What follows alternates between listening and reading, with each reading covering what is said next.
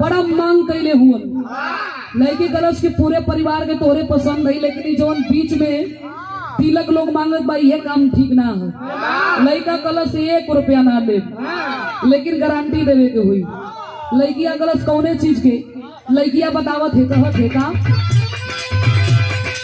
Mummy papa के तोहरा पानी पसंद हो,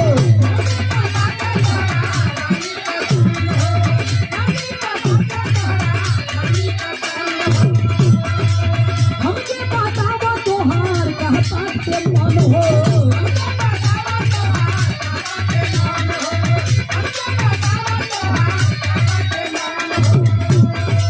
मम्मी पापा के तोहरा पानी पसंद हो, हमके बतावा तोहार कहता के मन हो।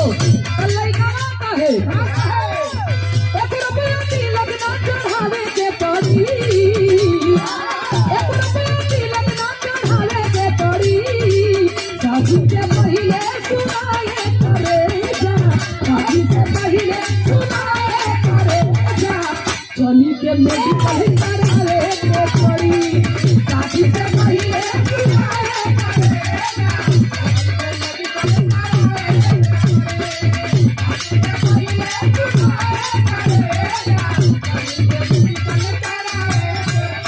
सब लड़किया कहलस भले के जीवन भर रहब हम कुआर हो, तारा जैसा लोगन के भलाई में भर हो,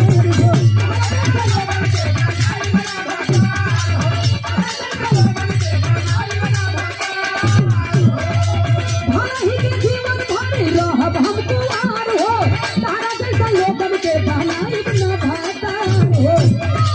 साधु साधु मतिया बतावे के पड़ी, साधु साधु मतिया बतावे के पड़ी, शादी से पहले सुनाए करे जा, शादी से पहले सुनाए करे जा, चली के मेडिकल करावे के पड़ी, शादी से पहले सुनाए करे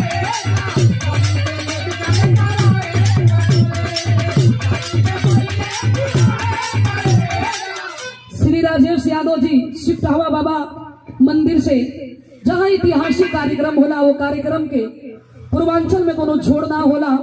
पुरस्कार 200 रुपया भैया के छोड़ दो मेरे मन। आयुषी जायका फैमिली रेस्टोरेंट अनिल यादव जी की ओर से 201 रुपया पुरस्कार बढ़ावा बा।